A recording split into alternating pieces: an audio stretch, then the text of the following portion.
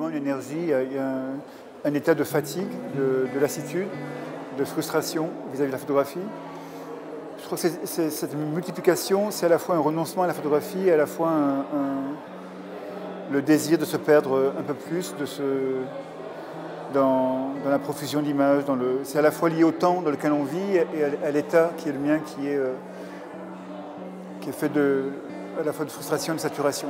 On parlait de dissolution du regard, de pixelisation, de fragmentation. Je crois que c'est à la fois le regard et l'intelligence même qui se défont, qui se défont.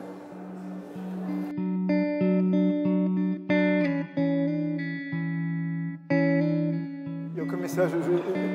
Je ne prétends même pas convaincre ou séduire le spectateur. Je suis dans une démarche qui se suffit à elle-même, je crois. Je crois qu'avec l'expérience et le temps, j'ai atteint un certain degré de sérénité qui fait que je n'ai pas besoin du retour du spectateur. Et en même temps, je n'existe pas sans lui en tant que photographe. Donc je n'existe qu'à travers son regard. Donc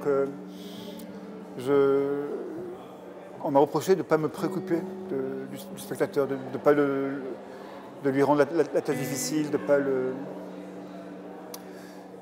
En tout cas, je parle de choses qui sont fondamentales. Je crois que les lieux ne sont pas anodins, ce sont des lieux de mort en général. C'est des lieux liés de différentes façons à la mort sous toutes ses formes.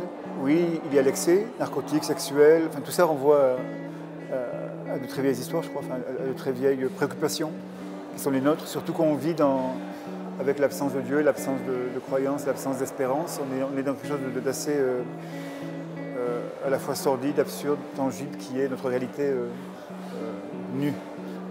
Moi, je vois une impossibilité. Je vois le désir d'atteindre, le désir d'aller, le désir d'avancer, et en même temps l'impossibilité de résoudre quoi que ce soit, d'expliquer quoi que ce soit, de montrer quoi que ce soit.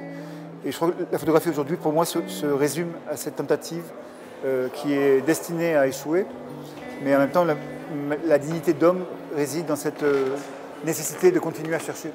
Donc chercher sans jamais trouver, chercher sans jamais croire qu'on peut arriver quelque part.